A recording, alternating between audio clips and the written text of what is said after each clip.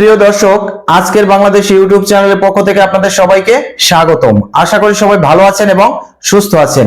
Video শুরু করার পূর্বে আমি আপনাদের কাছে একটা অনুরোধ করতে চাই, যারা যারা আমার এই ভিডিওটি দেখবেন দয়া করে সম্পূর্ণ ভিডিওটি দেখবেন। সম্পূর্ণ ভিডিওটি দেখে যদি আপনার কাছে আমার এই ভিডিওটা ভালো লাগে তাহলে অবশ্যই ভিডিওটিতে একটি লাইক দিয়ে চ্যানেলটা সাবস্ক্রাইব করে দিবেন আর কমেন্ট করে আপনার মূল্যবান মতামত জানিয়ে যাবেন।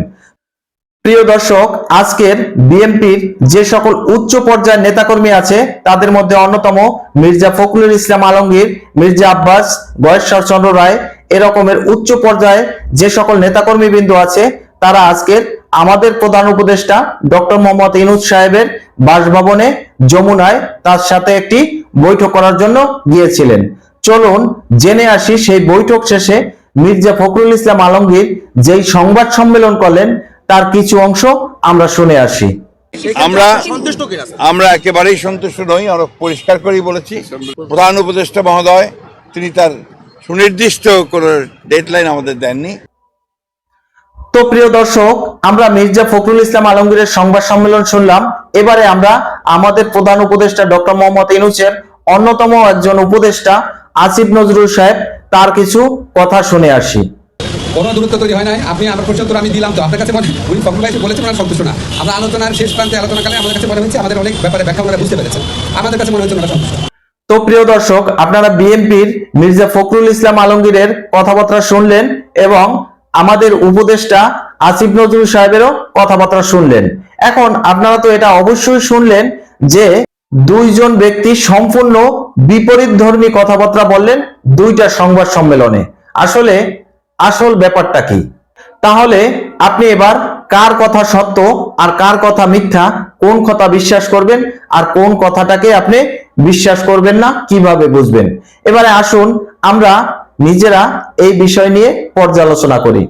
এবারে আমি বলছি আসল খবর এবং বিতর্কত যে খবর। আসিফ নজরুল সাহেব কি বললেন? আসিফ নজরুল সাহেব বললেন, আমাদের প্রধান উপদেষ্টা বিএনপির নেতাকর্মীদের উদ্দেশ্যে যে সকল কথা বলেছেন সেগুলো বিএনপির নেতাকর্মীরা মেনে নিয়েছে বা তারা বুঝতে পেরেছে এবং তারা আমাদের কথায় তথা আমাদের প্রধান উপদেষ্টার কথায় প্লিজ ছিল। অপরদিকে মির্জা ফখরুল ইসলাম আলমগীর তিনি কি বললেন? প্রধান উপদেষ্টার কথায় তিনি মোটেও খুশি নন। কারণ এই সকল বিএনপির উচ্চ পর্যায়ের নেতাকর্মীবৃন্দ প্রধান উপদেষ্টার কাছে গেছিল নির্বাচনের রোড ম্যাপ চাওয়ার জন্য।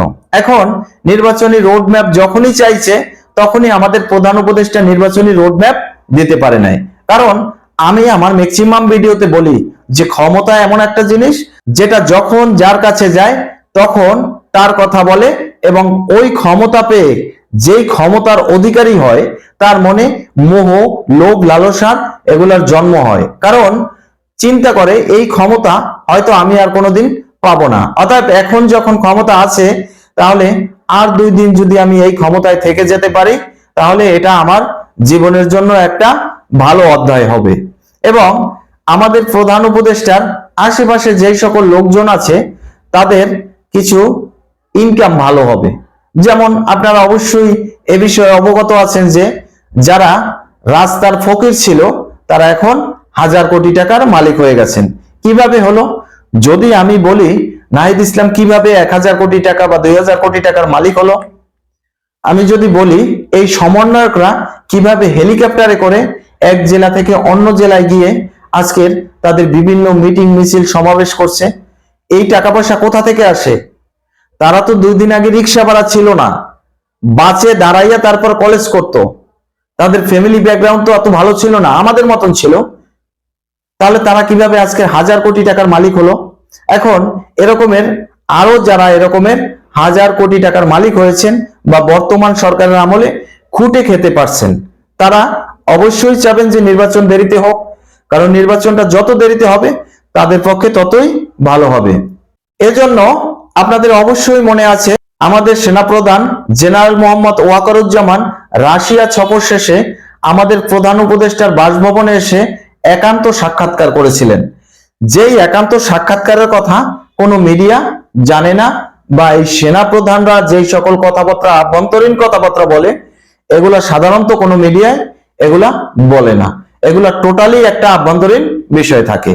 কিন্তু তার কথাবার্তা শুনে আমাদের প্রধান উপদেষ্টার ভেরিফাইড ফেসবুকে তিনি এমন একটি পোস্ট করেছিলেন যেটাতে এরকমটা ছিল যে নির্বাচন ডিসেম্বরের ভিতরেই তিনি দিতে যাচ্ছেন এবং তার উপদেষ্টাকে এই নির্দেশ দিয়েছিলেন যে সংস্কারের কাজগুলো যেন ডিসেম্বরের ভিতরেই সেরে ফেলে।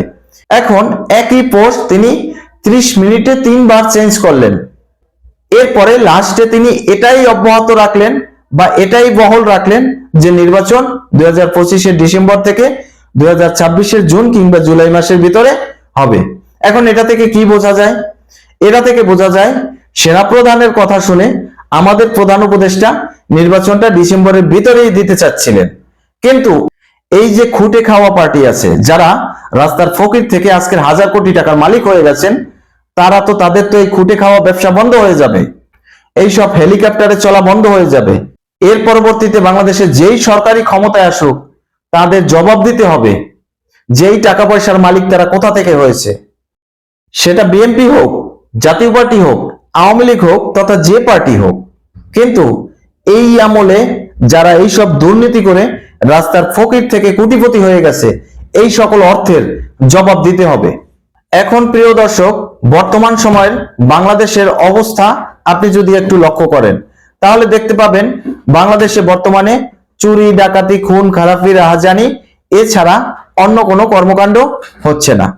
আমাদের প্রধান উপদেষ্টা সংস্কারের নাম করে করে করে করে নির্বাচনটাকে এইভাবে পিছিয়ে দিচ্ছে। এতে আলটিমেট ক্ষতি হচ্ছে দেশের জনগণের। এখন আপনি বলতে পারেন কেন? তাহলে আমি বলবো কি সংস্কার করছে, কি সংস্কার করছে এই 8 মাসে সেইটা আমি বলবো। যেই ধরনের সংস্কার হয়েছে সেগুলোর কথা আমি বলি। শীতকালে সবজির দাম কম ছিল, সেটাকে প্রেসের সামনে অনেক বড় করে হেডলাইন করছে। ইলন মাস্কের দ্রুত গতিসম্পন্ন ইন্টারনেট স্টারলিং এর পরীক্ষামূলকভাবে গবেষণা চালাইছে। শেখ হাসিনার মূর্তিকে ভূতের আকৃতি দিয়ে পয়লা বৈশাখ উদযাপন করছে। চুরি, ডাকাতি, খুন খারাপি, ছিনতাই, রাহাজানি এগুলা প্রতিদিন ঘটছে। এগুলা হচ্ছে সংস্কার বাংলাদেশের সংস্কারের ভিতর যদি দ্রব্যমূল্যের দাম কমানো থাকে তাহলে কই বাংলাদেশে বর্তমান সময় দ্রব্যমূল্যের দাম কম কই? কোন সবজির দাম কম আছে? তেলের দাম কম আছে? চালের দাম কম আছে? না ডালের দাম কম আছে? মাছের দাম কম আছে না মুরগির দাম কম আছে? গরুর দাম কমছে না খাসির দাম কমছে? কোন জিনিসের দ্রব্যমূল্যের দাম কমছে? কিভাবে কমবে? বাংলাদেশের সাথে কোনো কান্ট্রি বর্তমান সময় কোনো ব্যবসা বাণিজ্যের কোনো কথা বা কোনো রকমের ব্যবসা বাণিজ্যমূলক আচরণ করতেছে না। কারণ সব দেশের সরকার প্রধানই এই এক কথা বলে যে কোনো অনির্বাচিত সরকারের সাথে তারা কোনো রকম ব্যবসা বাণিজ্যিক চুক্তি করতে রাজি না। এজন্য বাংলাদেশের অবস্থা এই।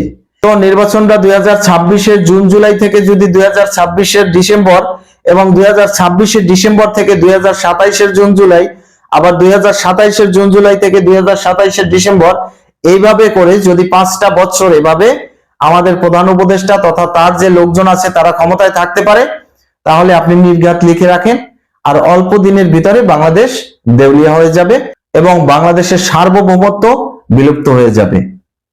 এখন এই যে আমাদের প্রধান উপদেষ্টা বা তার উপদেষ্টা মণ্ডলী বা আমাদের প্রধান উপদেষ্টার আশেপাশে যেই সকল লোকজন আছে তারা যে বর্তমান সময়ে এইসব টাকা পয়সার মালিক হওয়ার জন্য তথা ক্ষমতা ভোগ করার জন্য নির্বাচনটাকে পিছিয়ে নিয়ে যাচ্ছে, এটা বিএনপির দলীয় নেতাকর্মী তথা তারেক রহমান খুব ভালোভাবে বুঝতে পারছেন এবং তারেক রহমানের নির্দেশেই আজকের বিএনপির এই সকল উচ্চ পর্যায়ের নেতাকর্মী বৃন্দ গেছিল আমাদের প্রধান উপদেষ্টার বাসভবন যমুনায় একটি বৈঠক করার জন্য এবং নির্বাচনী রোডম্যাপ চাওয়ার জন্য। কিন্তু সেখানে গিয়ে বিএনপির নেতাকর্মীরা যেই সংবাদ সম্মেলন করে জানালেন যা, তাতে এটাই জানা গেল যে আমাদের প্রধান উপদেষ্টা নির্বাচনটা সহজে দিতে যাচ্ছে না, বরং তার ইচ্ছা নরমালি 5-10 বছর বা জীবনে যতদিন বেঁচে থাকবেন ততদিন এই ক্ষমতার শিখরে থেকে বেঁচে থাকতে চান। অতএব এটা বাংলাদেশের জনগণ তথা বিএনপি এখন খুব ভালোভাবে বুঝে গেছেন। এজন্য তারেক রহমান সাহেব লন্ডন থেকে কঠিন হুঙ্কার দিয়ে জানালেন যে যেভাবে তারা আওয়ামী লীগ সরকারের পতন ঘটাইয়া আওয়ামী লীগ সরকারকে সিংহাসনচ্যুত করছেন, সেভাবে আমাদের প্রধান উপদেষ্টার বিরুদ্ধেও তাদের আন্দোলনে নামতে হবে এবং আমাদের প্রধান উপদেষ্টা যদি নির্বাচনের রোড ম্যাপ খুব তাড়াতাড়ি না দেয় বিএনপিকে, তাহলে বিএনপি খুব অল্প সময়ের ভিতরে এই প্রধান উপদেষ্টা ডক্টর ইউনূস সাহেবের বিরুদ্ধে আন্দোলনের জন্য মাঠে নামবে, এটা আপনি লিখে রাখতে পারেন। কারণ তারেক রহমান তথা বিএনপির অঙ্গ সংগঠনের যেই সকল উচ্চ পর্যায়ের নেতাকর্মী আছে তারা খুব ভালোভাবে এটা বুঝে গেছে বর্তমান সময় যে ক্ষমতা তারা ভোগ করছে এটা তারা খুব শীঘ্রই ছেড়ে দেবে না এবং এই ক্ষমতা যতদিন সম্ভব তারা ভোগ করে যাবে। এজন্য বিএনপি বর্তমান সময় প্রধান উপদেষ্টার কোনো কার্যকলাপ কথাবার্তায় একমত না, তথা প্রধান উপদেষ্টা বা তার উপদেষ্টা মণ্ডলীর উপরে খুশি না। তো প্রিয় দর্শক, দেখুন সামনের দিনে কি হয়, বিএনপি কি কি পদক্ষেপ গ্রহণ করে। দর্শক, আজকের এই পর্যন্তই। সবাই ভালো থাকুন, সুস্থ থাকুন। আল্লাহ হাফেজ।